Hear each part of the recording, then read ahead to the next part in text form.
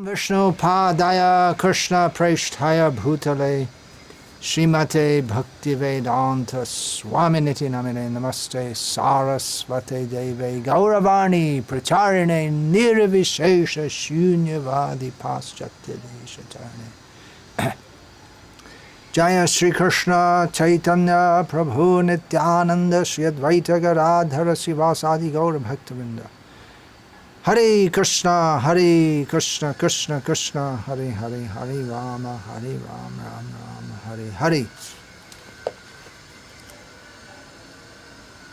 Warning. This video contains matter that could disturb your mind if you believe that the GBC can do no wrong and everything they do must be divine. What I'm about to say is only for mature adults. I'm not going to say anything blasphemous, but there is a strong dose of realism, strong things to say, but I will try to do so by stating facts and making logical deductions, logical observations from them. No name-calling by myself, although I will discuss some serious name-calling by some senior members of ISKCON. I really would prefer if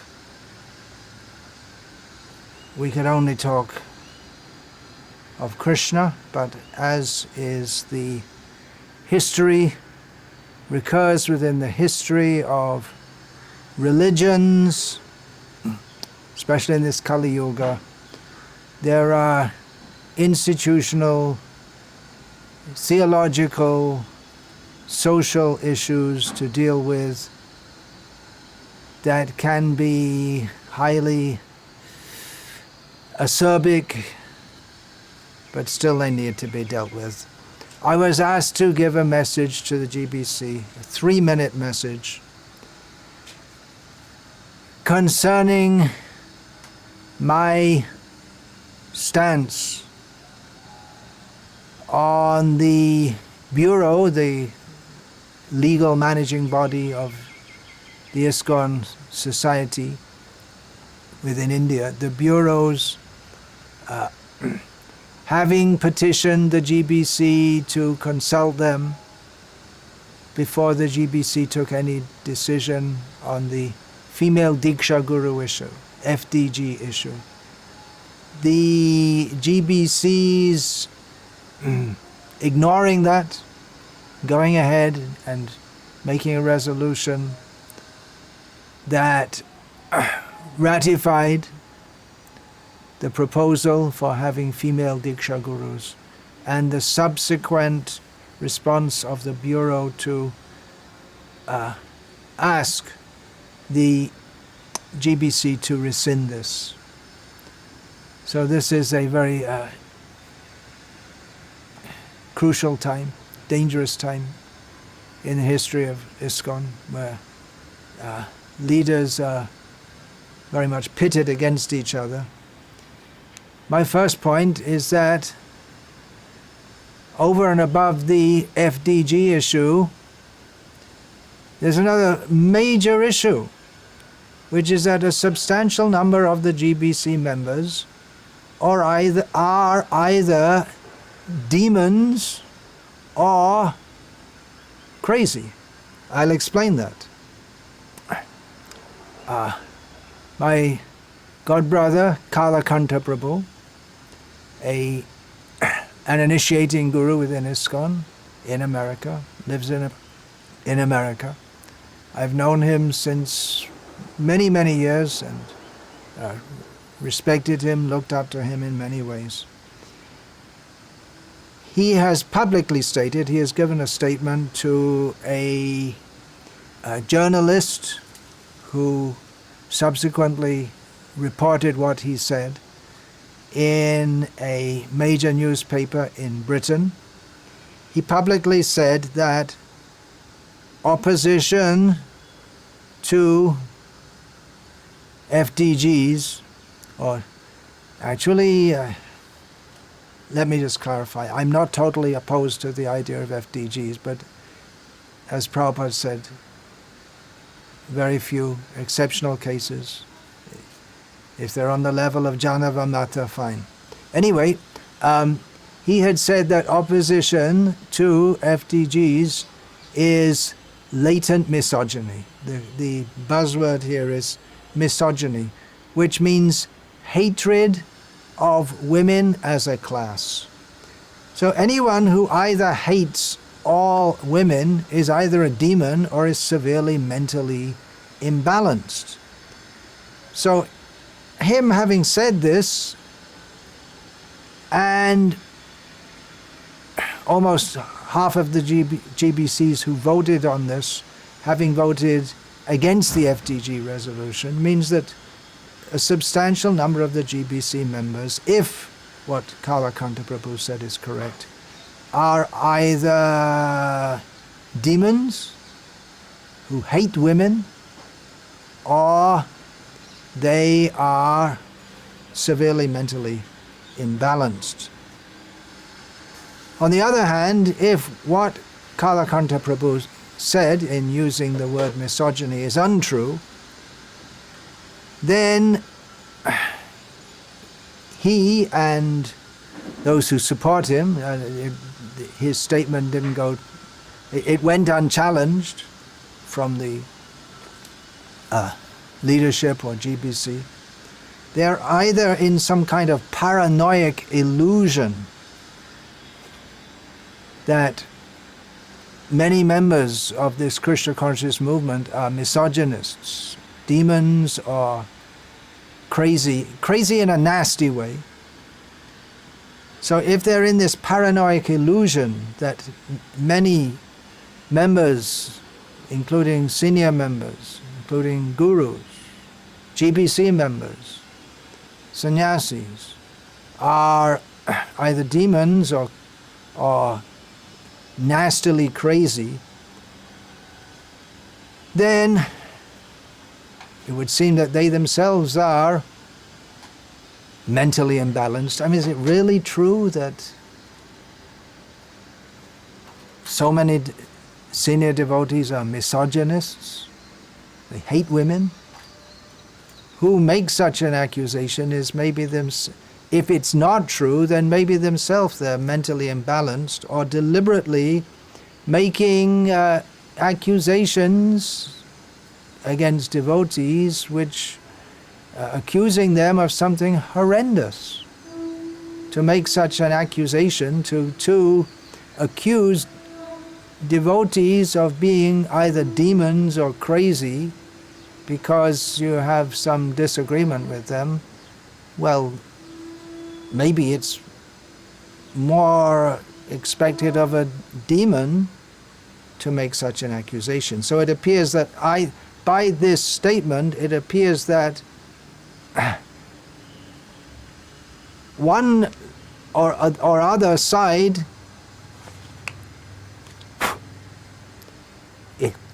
is extremely badly situated. It seems that who can make such an accusation if it's not true? And personally, I don't see hatred of women within ISKCON. To make such an accusation, it almost seems like the accuser hates those he's accusing. Either way, it's inauspicious. If he is true, it's inauspicious, very inauspicious, that so many leaders of ISKCON are either demons or crazy. And if it's not true and he's just making scurrilous accusations, it's also highly inauspicious that such a senior and respected man should do such a thing. We're descending to the level of Republican versus Democratic, bordering on hatred in the United States of America. I'm going to read something which I came across on the internet, on theatlantic.com. It's a respected journal. American politics is at risk of becoming a war of religiosity versus secularism by proxy, where both sides see the other as a catastrophic political force that must be destroyed at all costs. Is this what is going on now in our ISKCON? That pro-FDG, anti-FDG, each sees the other as a catastrophic political force that must be destroyed at all costs. Is this what's going on? Regardless of which side wins next year, the Atlantic, another quote, regardless of which side wins next year, the divide between red and blue America is likely to only grow wider. Now, that statement, which has not been retracted, which has not been challenged or apologized for by the higher level of the GBC, it was posted. Well, the whole report was posted on Dandavats.com, which is more or less the official website, semi-official we could say, of ISKCON. It's shocking to me that the official website of a society that's trying to position itself as a respectable religious institution could publicize as if to endorse such a statement, such an accusation against a large segment of its official leadership, what to speak of its unofficial leadership or senior members who don't agree with the GBC's stance on FDG. Now, this Dandavats is practically official. In the GBC's budget, they support it with big money. The GBC puts big money into that website. It's their, it's the propaganda outlet, you could say. Let's be a little kind here. It's trying to put a good face on ISKCON to the world. And of course the world doesn't care much what ISKCON does, but to at least to the world of ISKCON members or those who visit Dandavats. So the GBC support Dandavats.com with big money. They don't generate funds themselves. They tax the temples to get them. So if you give to ISKCON temples, if you donate to ISKCON temples, you are contributing to saying that there are demons or crazies on the GBC plus the India leadership which almost unanimously stood against this. I'm not saying that there are demons or crazies on the GBC, please don't misquote me. But that is the logical conclusion from this accusation of misogyny. Now, the real major problem is that there is a deep, deep divide among those who are for and those who are against. And the GBC is not neutral. It's not trying to find a harmonious solution. It's supporting one side with nasty rhetoric, misogyny. It's supporting by publicizing that. This means that the issue at this point, it's not philosophical, it's political, using any and all means to push it through. If not, why did the GBC not want to discuss with the Bureau? It's very dismissive and arrogant when the Bureau members, who are the leaders of, or at least the legal body the members of the legal body of that oversees ISKCON in India, when they say, look, we don't agree with this, there's something wrong with this, and the GBC simply ignores them and pushes it through. So I was asked to give a 3-minute message. It's going to be a lot more, it's already a lot more, to convey to the GBC what I feel about this. But they're not listening. If they don't want to listen to the combined India leaders, why should they listen to me?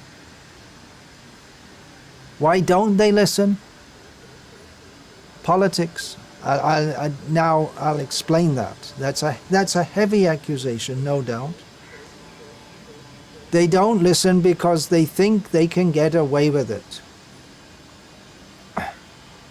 There is a book called Hare Krishna Transformed by E. Burke Rochford, who is a scholar who, he's retired now, but much of his career was going back to 1970s or early 1980s, was studying ISKCON, especially in America. He made a book called Hare Krishna Transformed. Within that was one chapter on early attempted opposition to feminism within ISKCON by some loyal members of ISKCON. And part of the chapter which deals with that discusses attempts by the anti-feminist camp to get the GBC to act on what was claimed to be, and clearly by any Vaishnava definition, was blasphemy of Srila Prabhupada and of Lord Rama. It didn't mention the whole thing in the book. Some very bad things were said about Srila Prabhupada and about Lord Rama by some decidedly feminist, at that time, members of ISKCON. And there was an attempt by certain anti-feminist members of ISKCON to get the GBC to act on this, which they didn't do. And the author of Hare Krishna Transformed, on page 157 of that book, reports that he interviewed a GBC member about this. And I'm just going to quote what the GBC member said, why they didn't back up. Why they didn't back up what the blasphemy, the clamor against the blasphemy. Why did they not take action? So the GBC member, who is unidentified, said, quote, "It was politically safe just to ignore them, and we did," unquote. Politically safe. So why is the GBC not listening to the ISKCON India leaders? Because they think it is politically safe to do so. They think they can get away with it. Unfortunately, if truth be told, since 2000, the year 2000, with the formation of the women's ministry in ISKCON, it's been a political body. There's been simply politics on issues in the name of women's rights. Like secular feminists, these devotees, I'm not saying they're not devotees, but these devotees who have taken the stance that women in ISKCON should have the same rights as men. So like secular feminists, they are convinced that they are right. There is nothing to discuss on this matter. They're axiomatically, obviously correct. And anyone who disagrees with them is a misogynist. If you don't agree with us, it's not that you've got any good reason to do so, but because you're a misogynist. It means that you're demoniac and mentally imbalanced, or mentally imbalanced. Interestingly, I looked in the, let's rephrase that, in the Chambers Thesaurus, I looked in for the synonyms of the word misogyny, and the first synonym that came up is anti-feminism. Just see. This is supposed to be representative of the English language. The first synonym given for misogyny is anti-feminism. The feminists have done their job so well in defining feminism in the mass psyche that the word misogyny has become identified, anti-feminism. If you don't agree with the feminist agenda, then you're a misogynist. You're practically criminally bad. There's nothing to discuss with you. You're just wrong, and wrong. You must be wrong if you don't agree with this. It's an emotional attack. If men, actually it's not just men who are anti-feminist, there are women also, but the idea is that men especially, if you don't allow women to get what they want, you're anti-women. No man wants to be thought of or to think of himself as being anti-woman. Well, maybe there are some. Maybe there are some misogynists. It's not that the world is populated with a huge number of misogynists, as certain feminists would have us believe. So no one, if it's propagated that unless women get equal rights, you're against women, it seems fair to give them equal rights. In Krishna consciousness, also, we're not the body, so we should be equal. However, our most worshipable Srila Prabhupada taught, and Shastra teaches, and tradition teaches, that all living beings are spiritually equal, but there are materially different roles. Males and females within human society have different roles. Srila Prabhupada didn't appoint any women GBCs, or temple presidents, or sannyasis. Women traveling or preaching alone about this Srila Prabhupada, he replied when he was asked about problems in society today. He was responding to what is the Krishna conscious solution to problems in society today. And he was asked that women want equal rights with men. How can they be satisfied? Srila Prabhupada replied, everything will be satisfied. Just like our women, Krishna conscious, they are working. They don't want equal rights with men. It is due to Krishna consciousness. They are cleansing the temple. They are cooking very nicely. They are satisfied. They never said that I have to go to Japan for preaching like Prabhupada. They never say. This is artificial. So Krishna consciousness means work in his constitutional position. The women, men, when they remain in their constitutional position, there will be no artificial. This is from a morning walk on May the 27th, 1974. Now, the contention is that we need to have female Diksa-Gurus within ISKCON for preaching in America or in the West in general today. Because today's Western youth largely judge religious organizations by how they treat women. This is the contention. Well, sometimes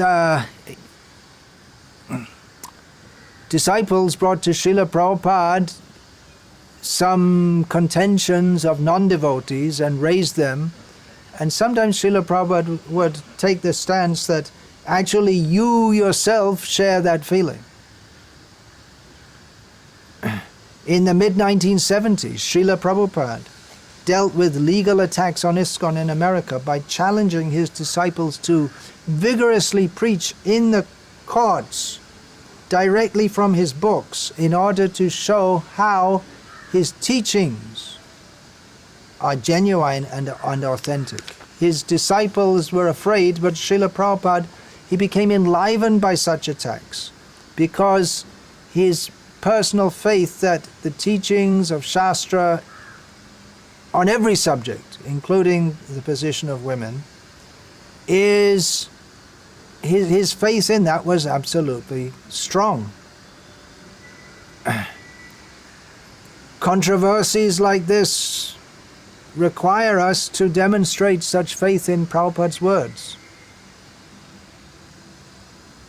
From Bhagavad Gita, as it is, chapter 17, text 15, Srila Prabhupada writes there, the process of speaking in spiritual circles is to say something upheld by the scriptures.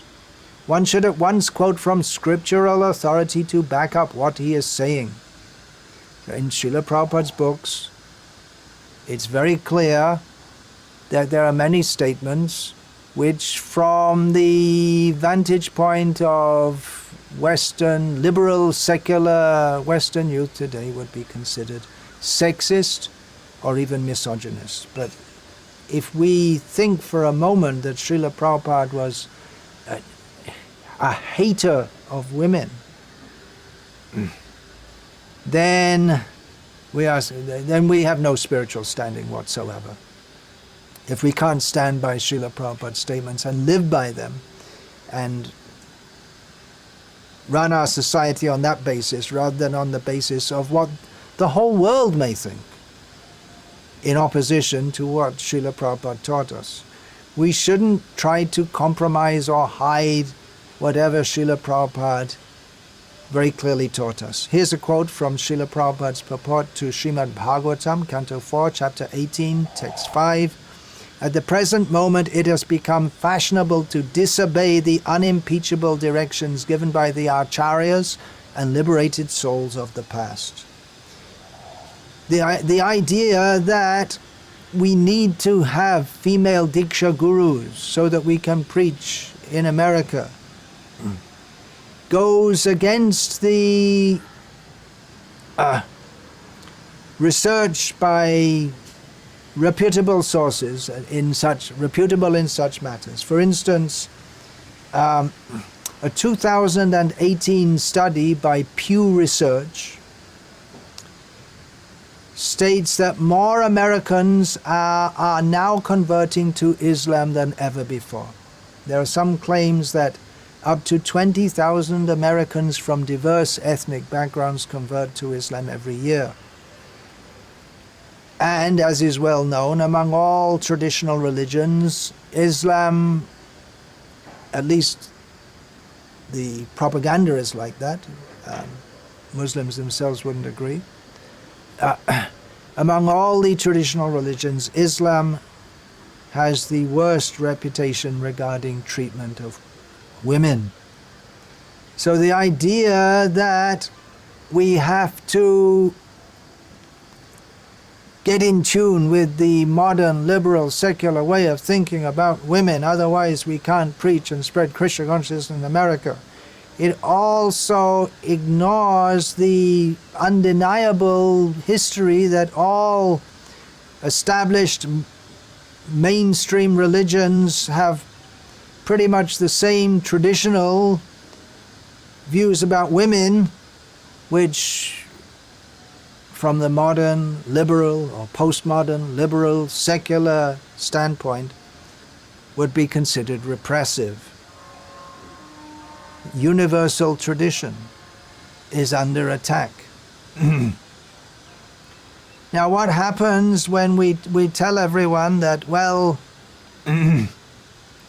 Yes, we're all the same. Women, men, we can have women leading the kirtan with brahmacharis dancing all around them, and women GBCs, women gurus.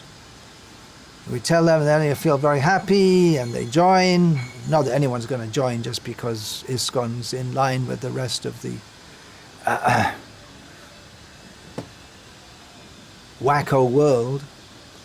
But if they eventually get around, God forbid, Krishna forbid, speaking sarcastically, if they ever get around to reading Srila Prabhupada's books instead of reading some silly so-called autobiographies or something which tries to present Krishna consciousness in a very roundabout and very compromised way, if they actually get around to reading Srila Prabhupada's books, if they actually find out the truth of what Srila Prabhupada says, and generally people, if they hang around an organization long enough, they get to find out what, if they actually become a little serious, then they'll get to find out what Srila Prabhupada actually says, and they'll lose respect and reject all those who try to mislead them by not representing clearly the teachings of the person who we claim to follow. If we say that our authenticity comes from following Srila Prabhupada and the Parampara, and if we find out that those who claim authenticity on those grounds don't actually do so, they depart from him in a major way, then why will we want to follow those who don't follow the person and persons from whom they claim authenticity? This whole women's issue, it's something like the fifth canto cosmology and the moon mission controversies. It's hard for people educated in the contemporary way of thinking to accept these things. But it's there in Shastra and the teachings of our founder Acharya.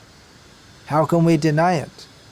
We can't cut out, we can, but spiritually it doesn't work to cut out bits and pieces of the teachings that we don't like. So what's going to happen if we as a society try to pretend that we're following Prabhupada, but we don't want to accept a large portion of his teachings? Then we become useless. Acharya Jaymot, Shemot Shah, Tar Agya Langi Chale, Sheito Asha. The opinion of the Acharya is the active principle within spiritual life. Whoever tries to reject that becomes useless. So, what are we doing? What are we doing playing around with Srila Prabhupada's teachings, trying to tweak them to fit to the misunderstandings of misguided people, however numerous they may be? Better one moon than millions of twinkling stars. We need faithful disciples who have Yasya deve parabhaktir yata deve tata gurau tasyaite katita hyarta prakashante mahatmana, who have full faith in everything that's given by Guru, Shastra. Given by Shastra means given by Krishna.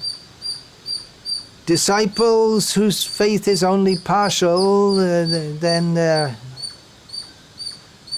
they shouldn't be leading this society.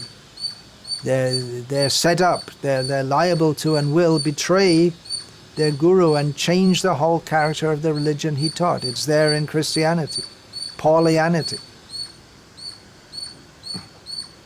Then if we don't believe, or if we want to hide what Srila Prabhupada says, or we can't stand by it, then utpatayaiva kalpate, shruti smriti puranadi pancharatra vidhing vina aikantaki hare bhakti utpatayaiva kalpate.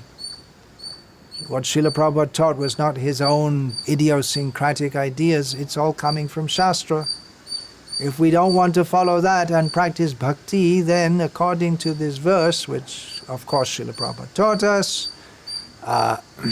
then our so-called devotion is simply a disturbance in society. I'm going to read from Srila Prabhupada's purport to Bhagavad Gita as it is, chapter 331,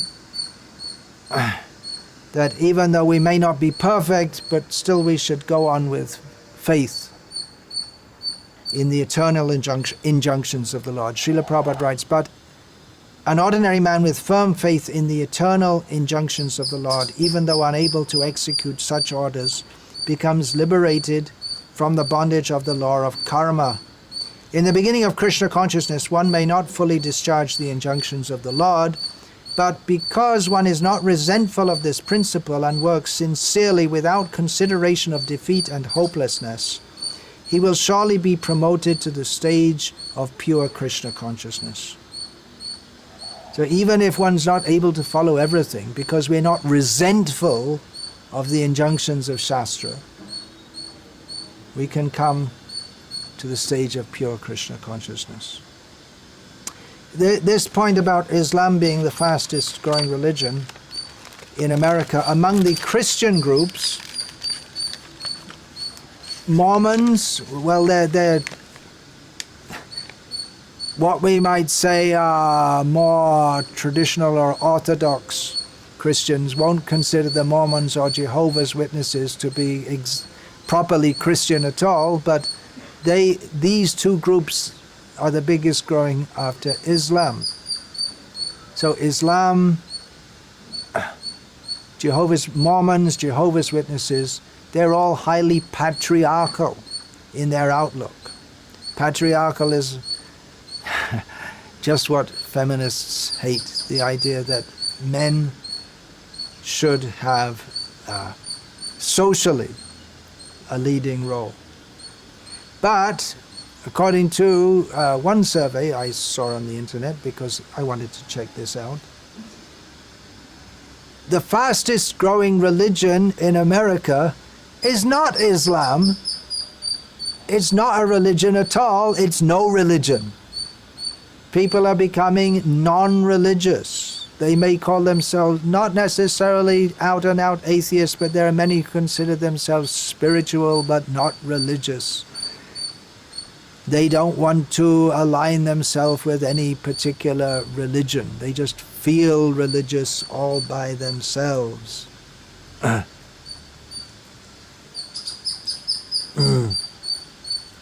So these are the kind of people who are going to support, I would suspect that the kind of, when we're talking about the modern Western youth, we're talking about the kind of people who want to be spiritual and not religious, who won't commit. Many of them, especially the youth, are non-religious, no religion. So these kind of people are the ones who are committed to not commit themselves to any religious path. And they're also the ones who are likely to support, yeah, we're all the same, everything's all the same, and women, men, it's all equal, everything's all the same. Whereas the idea of giving equal rights to men and women is not the message of any traditional religion. Even Buddhism, which is not really a religion at all, doesn't have that at all. Mayavad doesn't, traditional Mayavad doesn't support this at all. So this feminism, equal rights, it comes out of Marxism. It's an offshoot, cultural Marxism. which is predicated on atheism. It's very dangerous to align with it. So this idea that having female Diksha-Gurus is required for preaching in America, well, it's not good for preaching in the Islamic world, which is also a huge demographic. It's not good for preaching in Africa, for China, for Russia, where feminism is, it's not dominating the discourse of social life in all these places that I mentioned. In India, thanks to various Western influences, see the book Breaking India by Rajiv Malhotra and Aravind, Nilakant Aravind, a huge tome showing how there are various influences which are trying to, and actually being quite successful in undermining India's traditional culture. So among them are Western influences who want to point or to try to show that everything traditionally Indian is wrong. Now, we may say it's good for America and get fully on the equal rights bandwagon, but then America can change also, because gachatiti jagat. The very definition of the material world is that it's always moving, it's always changing. And in due course of time it will go back to, no doubt, because that's the way societies work, pendulum. They'll go one way and then back the other way. It may take some hundreds of years, but the point is that Vedic culture is based on the Vedas, which are eternal. They don't change. And that's one reason why people take shelter of religions, because they feel it's something solid that doesn't change. It's been there for thousands of years. It doesn't change with the wind. Then we don't need a religion. Then we can just, it's manorat. It's just the platform of the mind. Or even if we say that having female Diksha-Gurus is good for preaching in America, it is against Shastra and tradition, and like happiness in the mode of goodness, it won't last.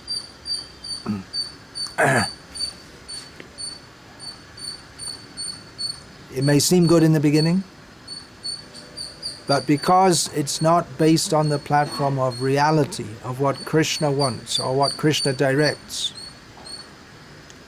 it won't last. It might be that we make many devotees, although I doubt it. But we'll make many devotees, we get people to chant Hare Krishna. But if they, from the beginning, are opposed to statements in Srila Prabhupada's books, such that, then what kind of devotees are they? They're not going to be pure devotees. We can only be pure devotees by following the path. Mahajana yena gata sapanta, following the path of the previous acharyas. They won't accept statements where Prabhupada says that women should never be independent. If their guru is an independent woman, how are they going to accept that? Actually, it's utopian to think that preaching in America is suddenly going to blossom just because we have few women initiating. What's really required is a lot of Harinam, get the whole movement behind it, a lot of public chanting, a lot of distribution of Srila Prabhupada's books, and there may be other books which present the same clearly Krishna conscious message, just like that book, Coming Back, very good book, but books that clearly, directly present the message of Krishna consciousness. And strong, convinced preaching, sacrificing spirit. That's what attracted so many to join. It's the same Krishna consciousness. We're dealing with same spirit souls, Cultural changes, yeah, we should keep abreast of cultural changes, but the basic process of Krishna consciousness doesn't change. How about this for a project for making many devotees? What do you think, many devotees? Prabhupada, what are we thinking of when we say we want to make many devotees? Srila Prabhupada said people will join our farms in their millions. If we get 10 people to join a temple in America in 1 year, that's considered something huge, phenomenal. If we can bring 10 Westerners up to the level of initiation in 1 year, we think this is a really dynamic temple. Prabhupada said people will join our farms in millions if we had followed Prabhupada's instructions about Varnashram and farms. Then now surely so many people would be attracted to join. Simple living, high thinking, off the grid, grow your own food, natural, protect the cows.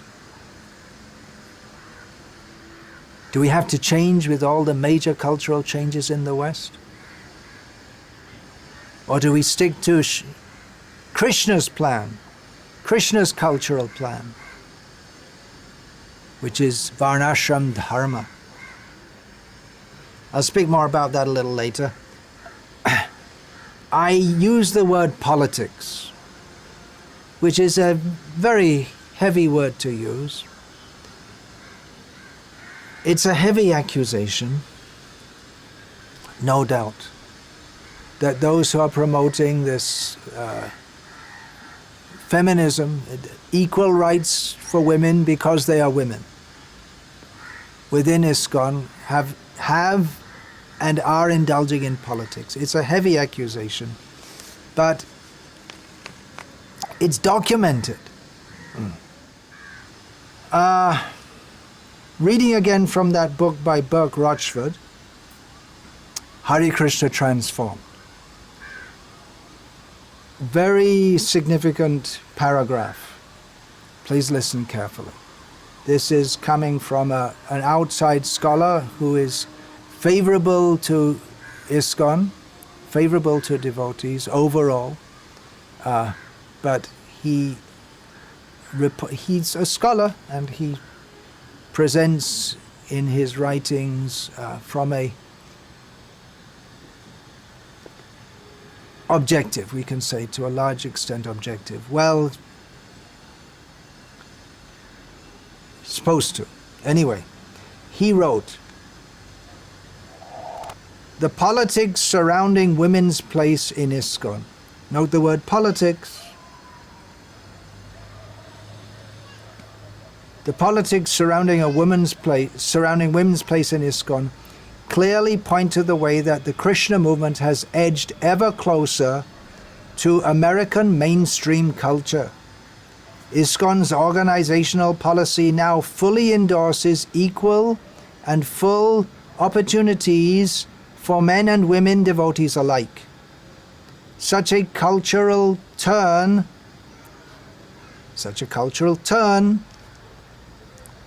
changed. It's not the same as when Prabhupada was here, when he taught us what he taught us. Such a cultural turn is significant because it signals the ways in which traditionalism no longer serves as the foundations of ISKCON's religious culture. In embracing gender equality, ISKCON's leaders aligned the organization with a defining feature of modern liberal culture.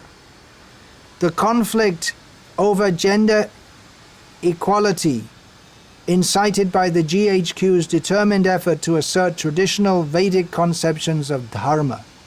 In other words, there was a group which was trying to assert Vedic conceptions of dharma, which was rebutted by the GBC. Burke Rochford said, "The conflict over gender equality opened a Pandora's box that may forever remain open. The debate," please listen very carefully, "the debate about women's roles and place in ISKCON led to critical questioning of Prabhupada's scriptural commentaries, as well as to his overall authority as Krishna's pure representative. The fact that the leadership failed to act decisively on Prabhupada's behalf was an acknowledgement that his authority no longer was absolute.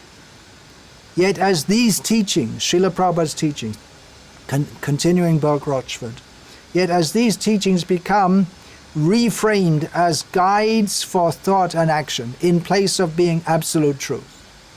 Prabhupada's teachings are no longer absolute truth. They are guides for thought and action. Traditionalism will continue its march to the margins of ISKCON.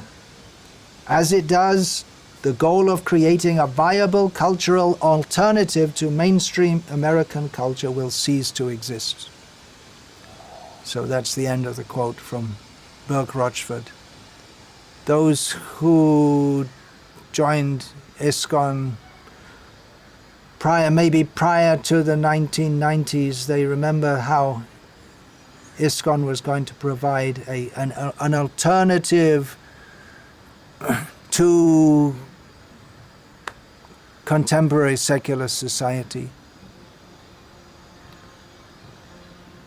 The goal of creating a viable cultural alternative to mainstream American culture will cease to exist because we become part of the culture to a large extent. So here we have it from a friendly scholar that for years the leadership have steered ISKCON by liberal secular values, privileging them over Srila Prabhupada's instructions and abandoning Srila Prabhupada's plans for a viable social alternative. Now I'm going to read from a published statement of Ravindra Swarup Das, who for many years was a member of the GBC. This is published, it was in the ISKCON Cultural Journal, it's featured in the Vedabase. He says that Krishna consciousness is so incompatible with the modern temperament that if we don't destroy it, it will destroy us. I'll read that again. Krishna consciousness is so incompatible with the modern temperament that if we don't destroy it, it will destroy us. Here's another quote from Ravindra Swarup Prabhu from a 1977 article in Back to Godhead magazine. Recently, a concerned Christian group made this assessment of mainline Christianity. The ultimate spiritual counterfeit is a Christianity which has been squeezed so far into the world's mold that all distinguishing authenticity has been squeezed out of it. A Christianity which is culturally co-opted, socially irrelevant, doctrinally correct, and spiritually dead. Now the GBC members more than anyone should know what Srila Prabhupada's instructions are, because the GBC's only duty, its only reason for the GBC's existence is to implement Srila Prabhupada's instructions. And clearly Srila Prabhupada wanted Varnashram Dharma. Introducing female Diksha-Gurus it's defying Srila Prabhupada's order. Yeah, so clearly Srila Prabhupada wanted Varnashram Dharma to be established by his followers. Not to do so is neglecting the order of the spiritual master and to promote something which is so much opposed to it. What is that? Opposed to it means that Varnashram Dharma means everyone has their role. Women have a specific role to play in society. So this bringing in female Diksha-Gurus is the final blast, or it won't be the final one because who knows what else they'll bring in, but it's like a major assault in the GBC's undeclared war against Srila Prabhupada's instructions regarding Varnashram Dharma. Now that may sound like a very heavy statement, it certainly is. But as Berg Rochford states, the fact that the leadership failed to act decisively on Prabhupada's behalf was an acknowledgement that his authority no longer was absolute. This is the platform on which the GBC has been going on for years. Gender equality we see within the GBC. You can see photos of the meetings where they have all the GBC members round a table, and there'll be 2 sannyasis, 1 woman, then 3 sannyasis, 1 woman, men and women sitting together. This is, what shall I say? It certainly isn't traditional gender roles. It's certainly not according to Varnashram. It certainly would have been unthinkable when Srila Prabhupada was personally present among us. It's something very wrong for a movement that aims to establish the highest ideals of human behavior as given in Shastra, where there is separation between men and women. People may not like to hear it, but this is something we are duty-bound to implement because Srila Prabhupada told us to do it. Unfortunately, the GBC has systematically suppressed any attempts to bring Varnashram Dharma, that ISKCON should be working to establish that, is systematically not only ignored it but suppressed any endeavors to make that official ISKCON policy. I happen to know that from devotees who have tried to bring it on the GBC's agenda. For years, the GBC body has been engaged in a major operation called strategic planning. I couldn't find out exactly how many years. It must be at least 10 years. Strategic planning, in which they've had dozens of meetings, thousands of hours of devotees, no doubt hundreds of thousands of dollars spent in airfares and feeding and hotels and all this. No mention of Varnashram Dharma. Not even to say, well, maybe we'll do it later. Absolutely edited out.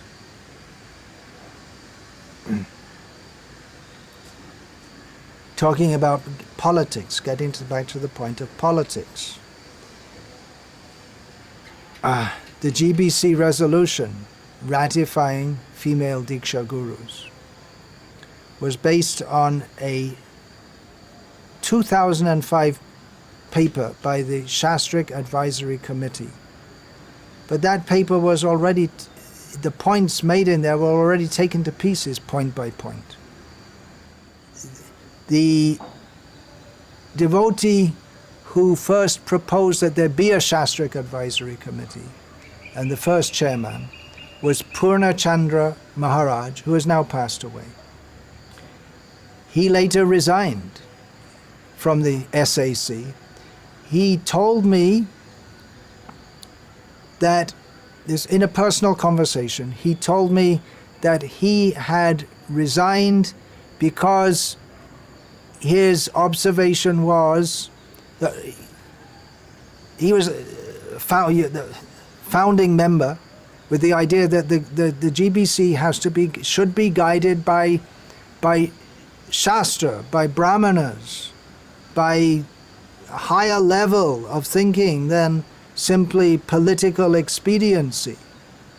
So he told me that he had resigned because he perceived that the GBC, they were not interested in the Brahminical input of the SAC, that they wanted, if the SAC came up with a conclusion that was in line with what the GBC had already decided that they wanted, then they would accept it. If not, they would just leave it. They didn't really care for their advice at all.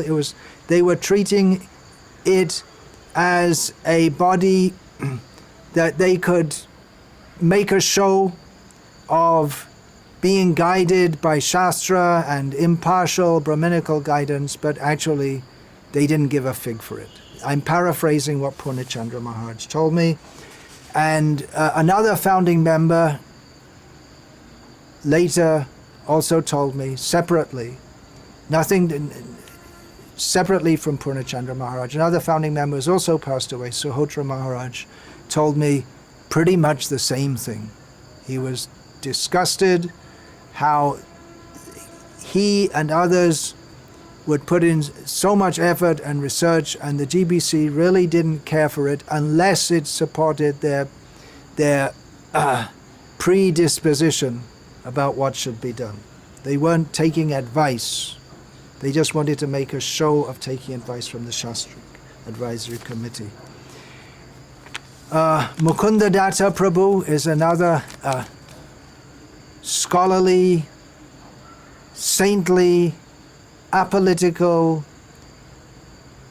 founding member of the SAC who resigned, or as he put it, was driven out of the Shastric Advisory Committee when he found that not only was the GBC no longer interested in the advice of the SAC, but on the question of female Diksha-Gurus, they'd practically given a mandate to the SAC to come up with the so-called evidence to support the contention, not to actually make a neutral investigation into it. If you Google Shastric Advisory Committee, you can find a whole list, which is an abbreviated history of Mukunda Datta's experience with the SAC, how he was politicked out, how what he had to say was not taken into consideration because his research, his perspective based on reading Srila Prabhupada's books and on studying the tradition was that FDG should not be implemented, but that was not wanted.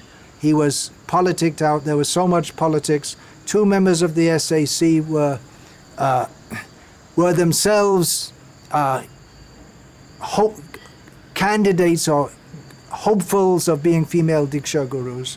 They should have recused themselves. They didn't. Riddled with politics. Look it up. Google. Shastric Advisory Committee. Google or whatever search engine you use. So the whole attitude has been, from the beginning, with feminism in ISKCON, the same as secular feminists. We're axiomatically right. There's nothing to discuss. If you don't agree with us, you're wrong. Just push it through, ram it through. Might makes right. These are very heavy things. I warned at the beginning of the video. If you don't have the stomach for this kind of thing, don't watch it. By now you're probably thinking, I'm the biggest offender. I've said many heavy things. But take into consideration, kindly, if you're at all trying to be objective, that I'm not the only one among what goes by the sobriquet, senior devotee, who is opposed to the resolution for female Diksha-Gurus. Almost all of the ISKCON leaders in India are also. So it's not just me. If you want to call me an enemy of ISKCON, then there are many enemies of ISKCON. But I don't consider, unless I am afflicted by misogyny and I'm seriously mentally disturbed, I don't detect in myself that I'm an enemy of ISKCON, but I'm trying to speak as a friend, or not. I'm a member who wants the benefit of this society. If someone's falling asleep while driving or drunk while driving and you shout at them or whatever to get control of themselves, get control of the vehicle, you're not acting as their enemy. You're acting as their friend, even though it may appear superficially to be like an enemy. So to call names is it's mentally an easy way to dispose of the problem. Those who speak these kind of things, they're enemies, they're fanatics, they're extremists. I, among others, have had all these nice words said about me over the years. It may be mentally easy just to put persons of my ilk into a little box in your mind and throw it into the depths of the ocean. But that's only in your mind.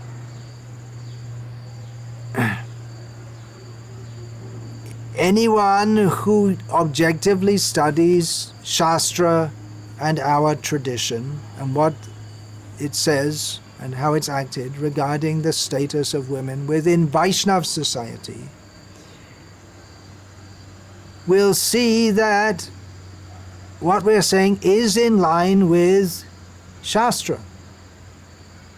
Certainly Srila Prabhupada made some cultural adjustments when he came to the West for a barbarian society. From the Vedic perspective, Western society is barbarian.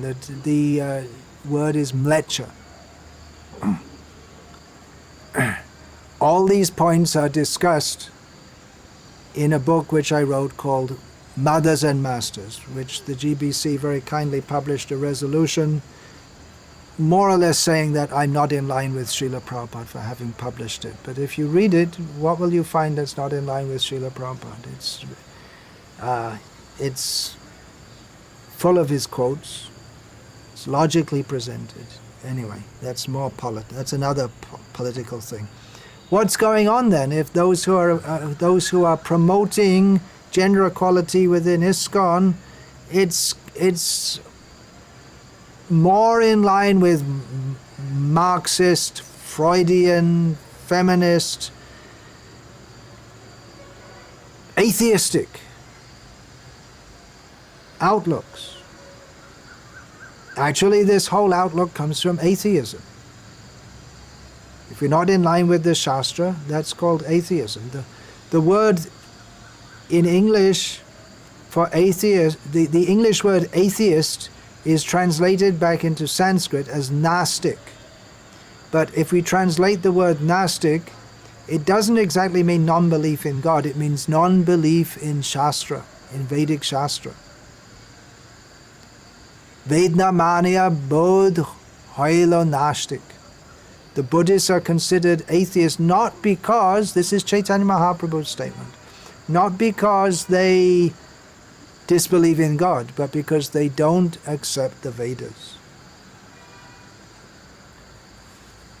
Now, if we attempt to call the proponents of feminism within ISKCON to any Shastric discussion, then they won't come.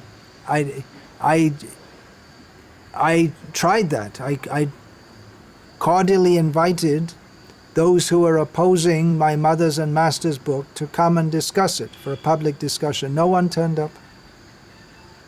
They won't discuss because they know if we take Prabhupada's statements, they can't, statements of Shastra, they cannot support their position of gender equality on the basis of Guru, Sadhu and Shastra. By citing a few things that Srila Prabhupada said and did in his ministration to the devotees who were just out of hippie life. He was preaching Krishna consciousness in the land of the Mlechas. We have to take that into account. So any adjustments he made to Vedic Dharma, they should be seen as adjustments, not that he's changed the whole tradition and that somehow Krishna is wrong in what he states in Shastra. So their attempt to make these radical new interpretations, that's what, if we see the Bhagavatam, Canto 7, Chapter 15, Text 13, that seems to fit in the category of what is called Chala Dharma, cheating religion. Now, I like to think of myself as pro-GBC, even though I've said so many things which are not very flattering to the GBC, but they're not very flattering because I'm simply describing what the GBC has done. I'm not saying everything the GBC does is wrong. But in this matter, there's some serious problems.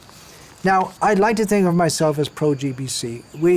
Anyone who claims to be a follower of Srila Prabhupada surely must want to look up to a strong GBC who we can follow with confidence. Strong means what? Where do we get strength from? We get strength from following Srila Prabhupada.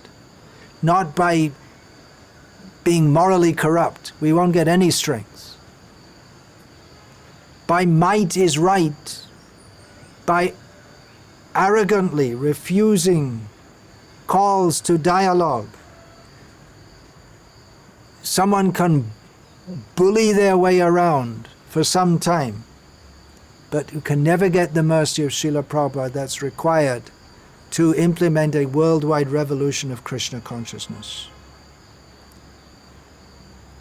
Now, it's not surprising if devotees, if they feel they're being misled, that they've dedicated their lives to the ideals of Srila Prabhupada, and those who are supposed to be leading us in that endeavor are misleading us.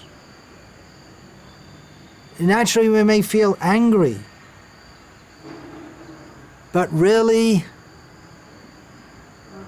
to get angry, that's natural, but angry means the next thing is we want to fight. But to fight,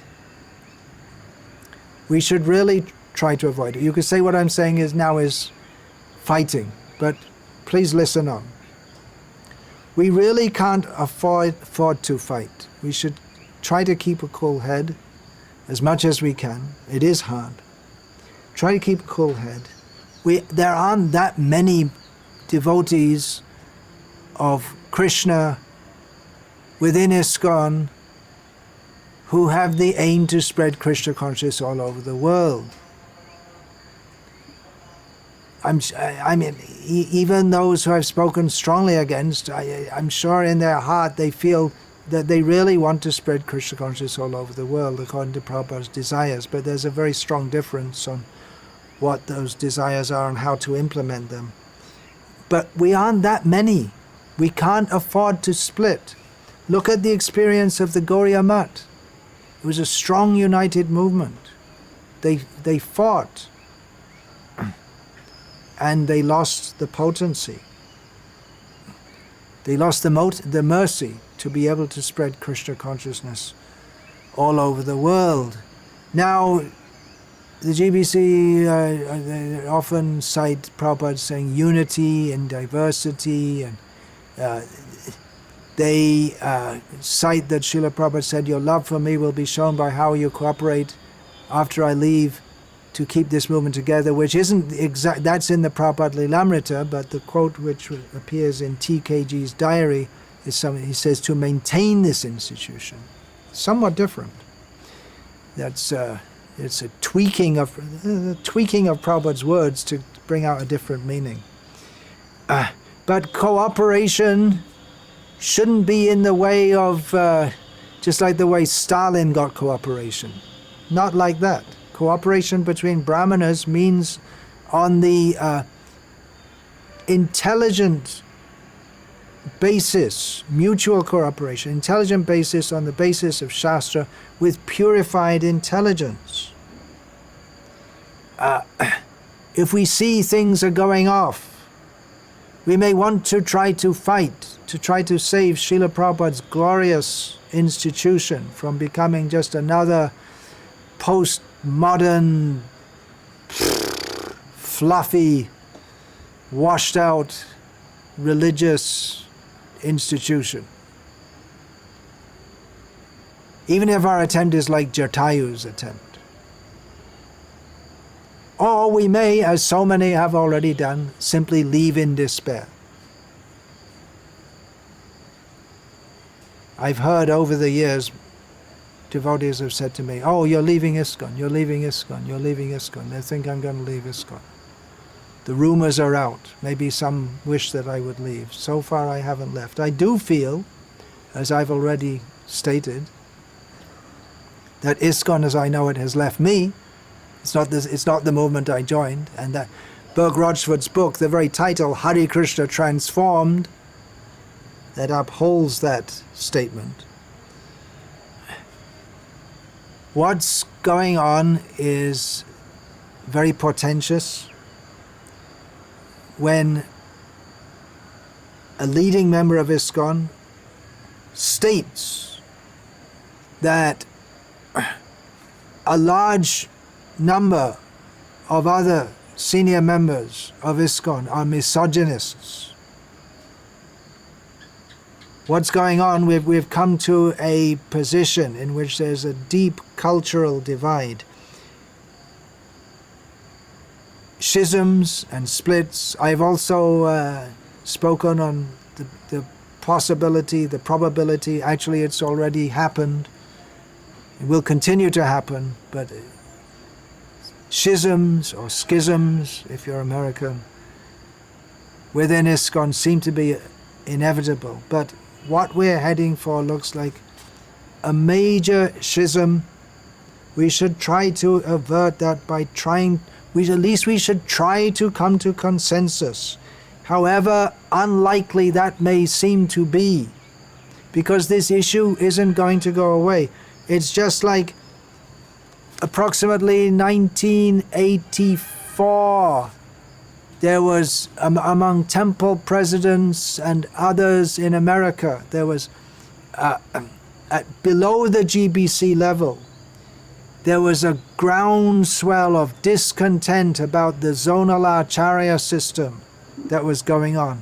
And it took some time, but because the American temple presidents especially, they actually defied the GBC. They went against the GBC, and by the power that they had enough power at that time to institute, it took 3 years, came to 1987, when there was the Guru reform movement, and the GBC made reforms in the Guru system, which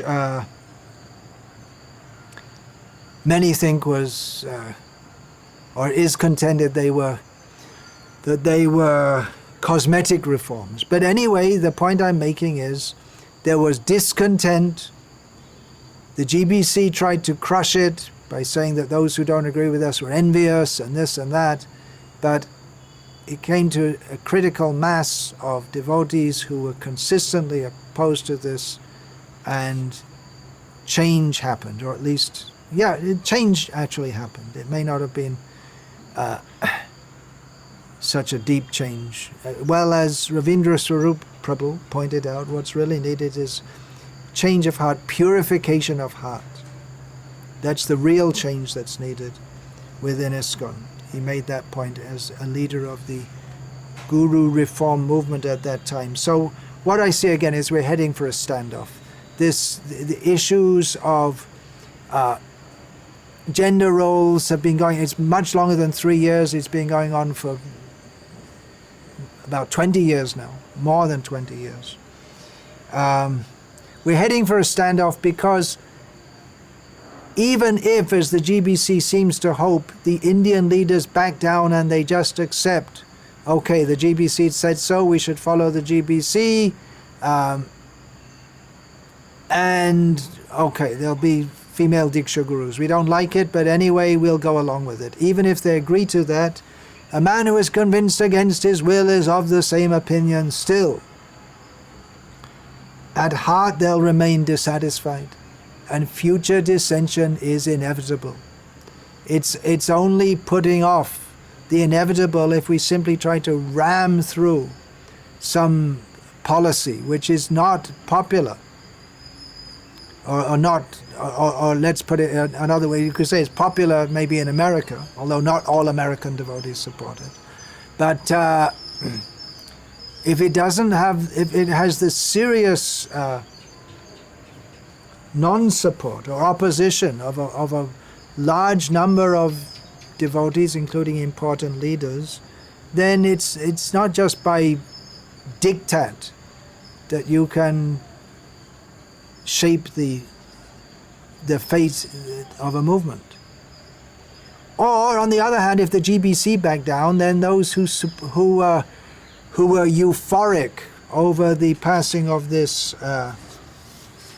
resolution they will be dissatisfied at heart, and future dissension is inevitable. Either way, I'm going to read from Srila Prabhupada's purport to Chaitanya Charitamrita, Adi Leela, chapter 12, text 8. The words doibe karon indicate that by dint of providence or by God's will, the followers of Advaita are Acharya divided into two parties. Such disagreement among the disciples of one Acharya is also found among the members of the Gauriya Math. In the beginning, during the presence of Om Vishnupad Paramahamsa Parivrajaga Acharya, Ashto Tarasata Sri Srimad Bhakti Siddhanta Saraswati Thakur Prabhupada, all the disciples worked in agreement, but just after his disappearance they disagreed. One party strictly followed the instructions of Bhakti Siddhanta Saraswati Thakur, but another group created their own concoction about executing his desires. So, my message going out into the ether, will the GBC listen? Unlikely, but let us put a message in a bottle and put it out to sea. Before that happens, we're on the precipice, we're on the edge of a very grave schism. Why not dialogue? Throughout all these years, there's never been any attempt to bring together members of the opposing parties, let's be frank, to try to understand each other's deep antipathy to the opposite position. Rather, the pro-FDG party has engaged in politics, which I've given just a little insight into. It's all you can, it's not, I'm not making it up, it's all documented. So this is very inauspicious that they simply engage in politics. It's not divinely inspired. Why, again, I suspect that they understand that if the issues are brought out according to Guru, Sadhu and Shastra, they know they don't have anything to stand on, because they're not standing on the platform of Guru, Sadhu and Shastra. They're standing on the platform of cultural Marxism, actually. And they'll be exposed. So what do? Like secular feminists, they engage in politics and shaming others, misogynists. Somehow or other they must get their way. Why has dialogue not been attempted? It would seem the obvious thing. I'm going to read from Hridayananda Das Goswami, who I widely disagree with in some ways, but this is a statement again from the ISKCON Cultural Journal. If you think that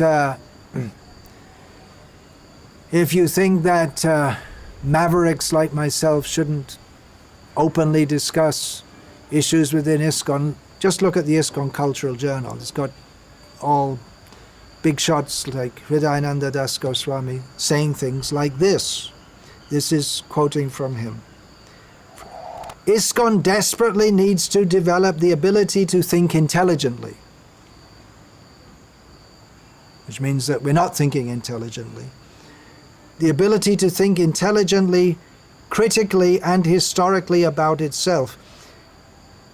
When problems, please listen to this carefully, it's so appropriate for the situation that I am discussing, we are discussing, so many of us are discussing. When problems arise, we need to know that these same problems, and I'll add my own comment in brackets, or similar kind of problems, these same problems have manifested many times in the past, both within Vaishnava history and in the history of other traditions. We need to know what solutions worked and why, and which attempted solutions made matters worse and why. Wise words. Again from ISKCON Communications Journal, again from Ravindra Swarup Prabhu. ISKCON, I put it starkly, has no brain. Or at least the brain it has is underdeveloped.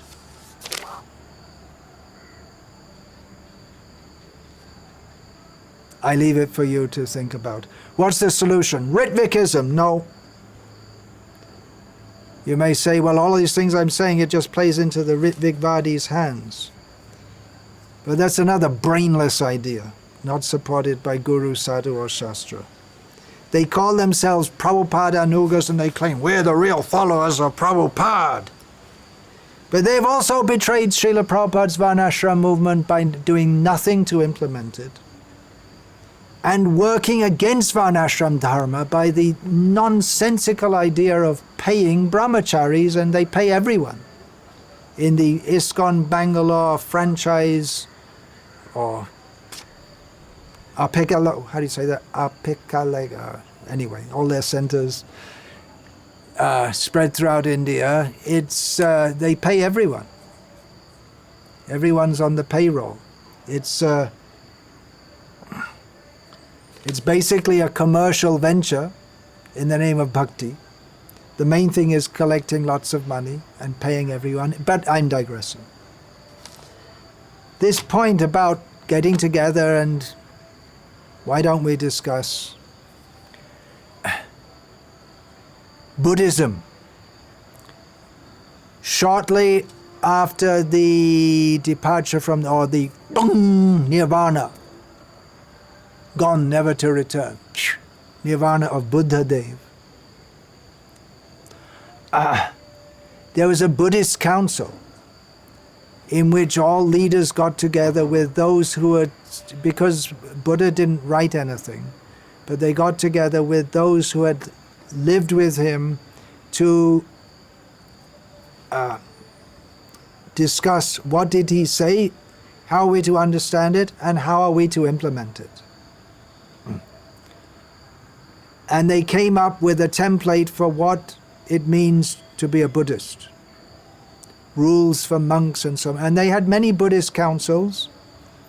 And then as Buddhism inevitably split, the two main splits, Theravada and Mahayana, then they had their own councils.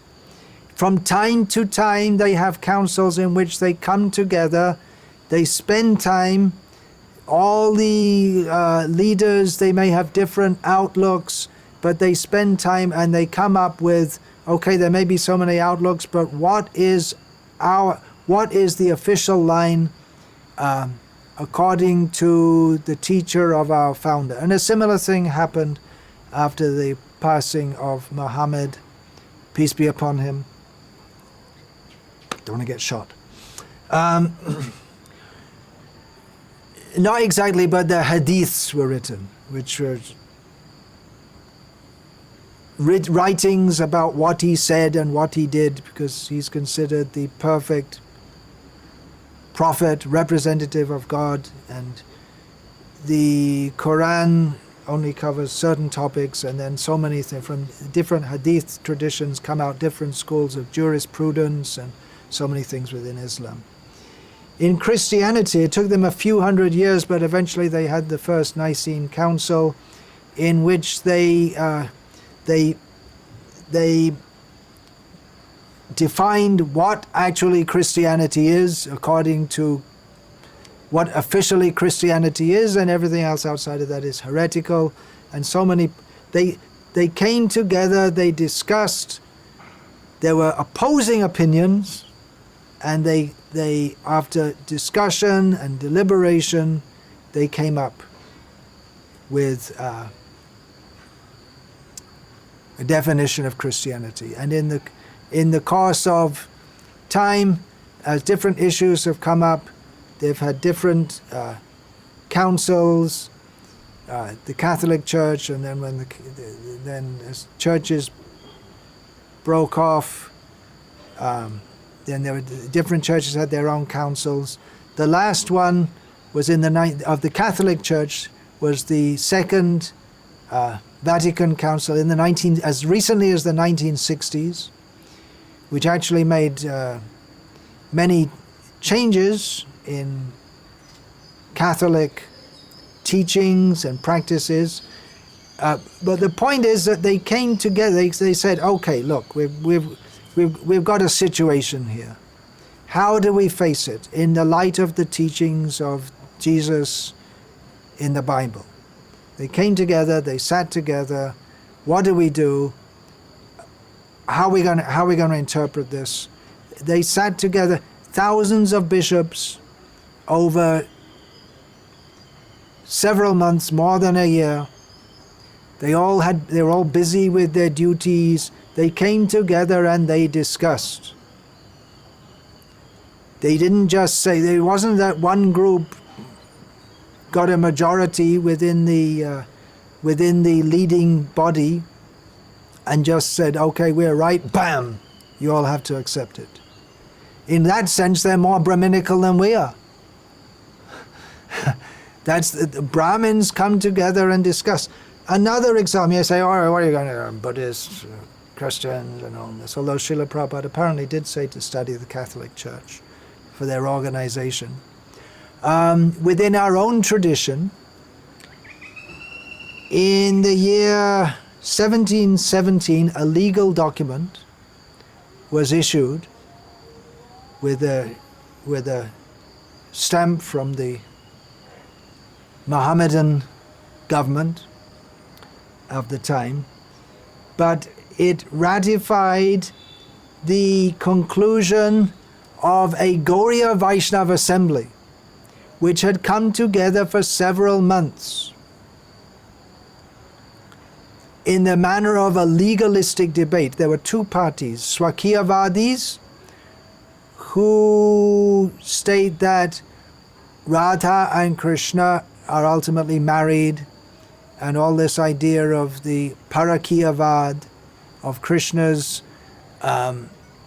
associating with Radha and the gopis outside of marriage, that's not correct. So it was Swakiyavadis versus Parakiyavadis, and they came together, the pundits on both sides. I'm quoting from a book written in 1925 called The Chaitanya Movement by Melville Kennedy, who was a Christian who was not disposed, or rather he was antipathetic to Gauriya Vaishnavism, but his statement here we can take. Both sides, both doctrines were represented by their ablest champions from all parts of Bengal and Orissa and Benares as well. They called people from all over the Vaishnava world at the time. The Vaishnava scriptures were taken as the basis of discussion, including the Bhagavad Purana, Chaitanya's teachings, Sridhar Swami's famous commentary on the Bhagavad, Sanatan's commentary on the 10th chapter of the Bhagavad, and other less-known works. Interestingly, it wasn't what the public think about us and our morality. That was not taken as the basis. The scripture was taken as the basis. Great crowds attended. It was public. It wasn't hush-hush behind closed doors. And the discussion continued over a period of months. They didn't rush it. The Parakiyavadis finally gained the victory, and in consequence the Svakiyavadi Goswamis lost standing and surrendered their disciples throughout the country. The absolute truth cannot be two. Either by instituting female Diksa-Gurus, we'll please Srila Prabhupada, or we won't. How do we know? Srila Prabhupada said, if you want to know me, read my books. Here's another quotation from the ISKCON Communications Journal, from a review of a book called The Jesuit Tradition. The reviewer says that the Jesuit tradition is useful to ISKCON as an example of how institutional disputes can be openly aired and healthy discourse encouraged to resolve opposing views. So clearly I'm on one side of the discussion. But I'm simply appealing to the good intelligence of our esteemed GBC members, or at least we really would like to esteem you, although sometimes you make it very difficult for us. Please don't just push this through. Take time to see what is the whole direction of ISKCON. If, as Burke Rochford says, ISKCON is now accepting the values of the Western liberal secular society over those of Guru, Sadhu and Shastra. Is this really the direction we want to take? This is a bigger discussion than that of FDG or not FDG. It's the whole direction of ISKCON. It's time for us to take the time out to discuss all these things in a sober way. Leave aside your politics. Let's discuss like brahmanas, however much time it takes. This is my request, made with as much humility as I can command, which you can probably understand isn't very much, but please, don't act like politicians, act like brahmanas. Don't put Srila Prabhupada's whole mission at great risk by trying to bring something in, some radical departure from the tradition that Srila Prabhupada gave us and wanted us to spread, Vedic culture, cultural conquest. Vancha kalpa tarubhyascha kripa sindhubhya patitanam pavanebhyo vaishnavebhyo namo namaha.